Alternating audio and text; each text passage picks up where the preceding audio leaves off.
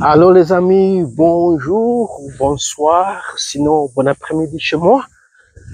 Aujourd'hui, je vais parler de la situation, des relations en fait entre la France et l'Afrique à l'actuel.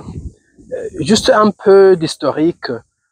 La France a été un colonisateur majeur de l'Afrique. La plus grande partie de l'Afrique était colonisée ou bien par la France ou bien par l'Angleterre, mais je vais me borner avec la France pour l'instant. Ils ont colonisé beaucoup de pays en Afrique centrale, au Centrafrique, le Congo-Brazzaville, le Gabon, la Côte d'Ivoire, c'est pas le Niger, le Mali, Burkina Faso, etc., l'Algérie. Et ce qui se passe maintenant, certains pays partout, surtout les pays du Sahel, et même au Sénégal, sont en train de dire non, nous ne voulons pas toujours rester dans les crochoirs du gouvernement français, on veut être indépendant totalement. Nous ne voulons pas de militaires sur nos terrains, des positions militaires françaises, parce que nous sommes un État souverain, un État indépendant. On n'a pas besoin de la France que du nom d'un partenaire équitable. On ne veut pas cette situation de néocolonialisme, comme certains l'appellent. Alors, comme je disais, je dis toujours, je suis pas politologue, mais ce que j'ai entendu, la raison pour cette vidéo, c'est que dans un discours, Emmanuel Macron, qui est le président de la France, a dit que donc l'Afrique est ingrate, que les Africains sont ingrats, qu'ils doivent à la France quelques gratitudes. Et les Français, bien sûr, plutôt les Africains, bien sûr, réagissent. Ça, c'est pas possible. Il n'y a rien d'être ingrat. Et encore, nous n'avons pas été une colonie française, mais très proche, en fait. Nous étions une colonie belge. Et je crois que nos pays, le Rwanda, le Burundi et le Congo, la République démocratique du Congo, ont subi le même sort que les colonies françaises. Et ce que je veux dire, c'est que donc, si vous voyez en Afrique, la plupart des problèmes politiques se localisent dans des pays qui ont été francophones. Les pays donc francophones, ça veut dire qui étaient des colonies françaises. La majorité des coups d'État, sinon peut-être tous les coups d'État qui se sont passés dans les derniers 20 ans, à l'exception peut-être du Nigeria, mais tous les coups d'État se passent dans des pays qui étaient francophones. C'est le Sahel maintenant, le Niger, le Mali, le Burkina Faso. Mais je vois qu'au Tchad, au Congo-Brazzaville, au Congo-Kinshasa, au Rwanda, au Burundi, ce sont des pays où vous entendez toujours des coups militaires. Et ces pays sont encore dirigés par des militaires. Si vous allez dans les pays anglophones, prenez le Ghana, par exemple, à l'ouest, et ce qui est intéressant, bien sûr, c'est que le Ghana est entouré des pays francophones. Il est un peu politiquement stable, alors que les pays francophones autour de lui ne le sont pas, ce qui veut dire que c'est pas une chose régionale ou tribale, c'est définitivement quelque chose à faire avec la colonisation dans mon côté. Je suis pas la personne qui toujours blâme la colonisation, mais il y a une chose qui m'intéresse d'une manière analytique, comment les colonies françaises sont toujours dans des troubles politiques. Et comme je le disais, les colonies françaises sont dirigées pour la plupart par des militaires ou des ex-militaires arrivés au pouvoir par un coup d'État ou par une rébellion. Mais vous avez les colonies anglaises ou anglophones, si vous voulez, les ex-colonies britanniques, anciennes colonies britanniques, le Ghana, le Nigeria, oh bien, il est un peu stable dans ces jours-ci, mais le Ghana stable, vous allez en Afrique de l'Est. Bien que Museveni est venu au pouvoir par aussi un coup d'État, ça a été stable pour l'instant, mais l'Ouganda c'est un peu différent, je sais pas pourquoi. Mais vous voyez le Kenya, pas nécessairement très stable, mais il n'y a pas de coup d'État, il n'y a pas de militaire au pouvoir. Au sud un peu plus, vous allez la Tanzanie, pas de coup d'État, pas de militaire au pouvoir. Vous descendez, Zambia, Zimbabwe, pas de coup d'État. Je crois que Mnangagwa, mais puis c'était un militaire, c'est pas. Mais c'est pas fréquent, il n'y a pas eu de coup d'État après que Robert Mugabe a pris au pouvoir dans les années 80. Alors, on n'a jamais eu un coup d'État en réalité. Peut-être Mugabe en a fait un, je ne comprends pas, mais après lui, il n'y a pas de coup d'État. Et puis la Zambie, pas de coup d'état là-bas. Malawi, même chose.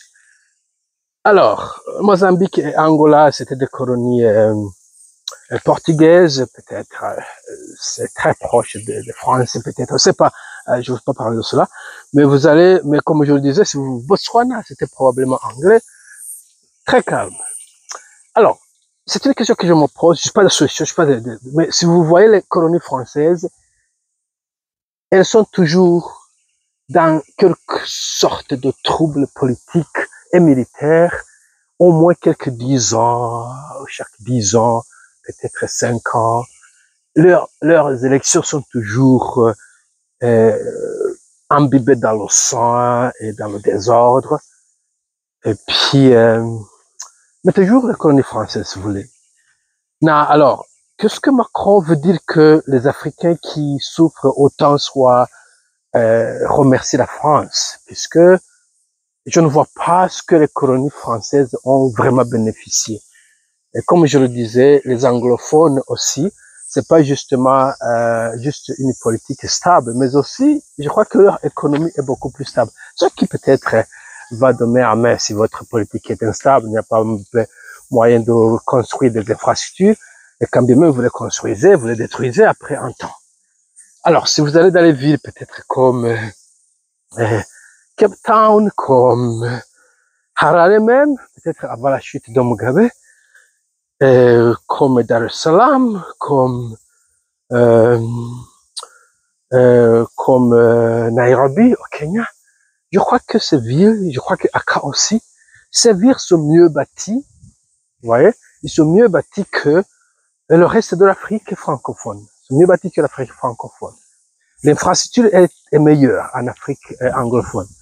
La communication, les infrastructures de communication sont meilleures en Afrique anglophone.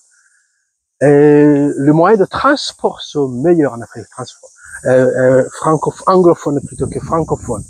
Si je veux peut-être, si même vous voulez voyager en Afrique, la plupart des compagnies aériennes qui vont en Afrique à partir de l'Asie par exemple, peut-être à part de l'Europe aussi, c'est South African Airways, c'est Kenyan Airways, c'est Ethiopia Airways.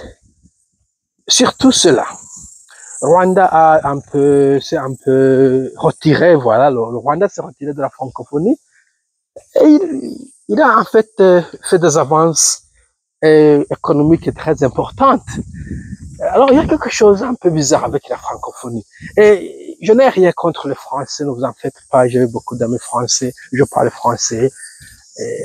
Mais je crois que la colonisation française en soi et la colonisation belge n'a pas laissé du moins une bonne legacy aux pays qui les avaient colonisés. D'après une observation sommaire, bien sûr, comme je l'ai dit, je ne suis pas politologue, peut-être il y a d'autres problèmes structurels, mais c'est un peu bizarre que donc les pays qui étaient colonisés par la France et la Belgique sont les moins développés, mais aussi ont toujours des conflits politico-ethniques, militaires, etc. Alors que le pays qui était des colonies anglaises semble me faire mieux que le reste, du point de vue politique, du point de vue économique et du point de vue social. C'est là donc mes objections. Par exemple, le tribalisme. La Tanzanie a beaucoup plus de tribus que le Burundi et le Rwanda, peut-être autant de tribus que le Congo. Mais il n'y a pas de tribalisme en Tanzanie. Il n'y a pas de, vous n'allez pas entendre d'une guerre entre deux tribus en Tanzanie. Peut-être au niveau foncier, des petits conflits fonciers au niveau des villages, il peut y en avoir. Au niveau politique, je n'ai rien entendu. Voilà donc mes objections. Et je crois donc qu'en conclusion, Macron ne devrait pas demander aux pays africains qui ont donc souffert et qui souffrent encore d'être reconnaissants puisqu'il n'y a rien à reconnaître, à mon opinion. Si vous avez une opinion opposée, alors laissez vos commentaires ici. Sinon les gars, on se voit dans la vidéo prochaine. Je vais être un peu plus relaxed la semaine prochaine. Au revoir. Bye.